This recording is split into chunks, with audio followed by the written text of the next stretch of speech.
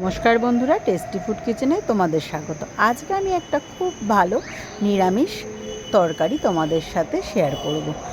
নিরামিষ লাউয়ের তরকারি। এই গরমে কিন্তু খাওয়া খুব উপকার বন্ধুরা। লাউ কিন্তু পেট ঠান্ডা রাখে।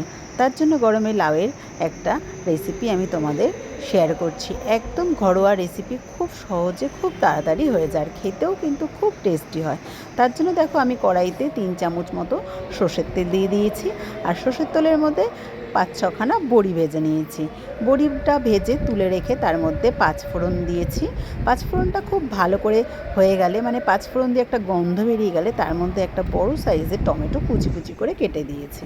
তারপরে টমেটো দেওয়ার সাথে সাথেই দিয়ে দিয়েছি পরিমাণ মতো লবণ। লবণটা দিলেই কিন্তু টমেটোটা খুব তাড়াতাড়ি গলে যায় বন্ধুরা।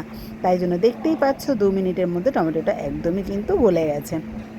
এরপরে এর মধ্যে আমি 2-3টে কাঁচা লঙ্কা চিড়ে দিয়েছি, আর সাথে একটু আদা কুচি কুচি করে দিয়েছি। একদমই লঙ্কাটা যে যেরকম ঝাল খাবে সেই বুঝেই দেবে।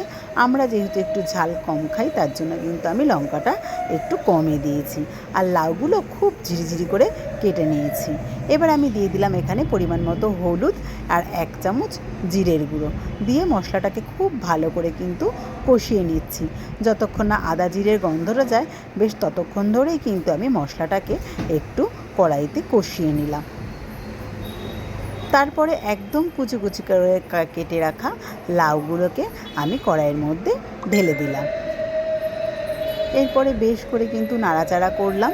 নাড়াচাড়া করেই লাউ যেহেতু একদমই জলা জিনিস, তা একটুও কিন্তু আমি চাপা দেব না। এভাবে নাড়তে চাড়তেই কিন্তু আমার লাউ বেশ 5-7 মিনিটের মধ্যে এই আকার ধারণ করবে। দেখতেই পাচ্ছ লাউয়ের মধ্যে দিয়ে অনেক জল বেরিয়ে গেছে, আর লাউটা একদমই শুকিয়ে অল্প হয়ে গিয়ে নেতিয়ে গেছে। তার মানে বোঝাই যাচ্ছে আমার লাউয়ের ঘন্ট কিন্তু প্রায় হয়ে গেছে। এবার আমি উপর থেকে ভেজে রাখা বড়িগুলো গুঁড়ো গুঁড়ো করে দিয়ে দিলাম। তারপরে আরও মিনিট 2-3 নাড়াচাড়া করলেই আমার লাউ ঘন্ট কিন্তু বন্ধুরা একদম রেডি। আর ওপর থেকে নামানোর সময় দিয়ে দিলাম ধনেপাতা। ব্যাস, লাউ ঘন্ট রেডি। তো বন্ধুরা, আমার এই রেসিপিটা ভালো লাগলে অতি অবশ্যই একটু শেয়ার করে দিও, আর লাইক কমেন্ট করে দিও। আবার নতুন ভিডিও নিয়ে আমি চলে আসবো তোমাদের কাছে। ততদিন সুস্থ থেকো, ভালো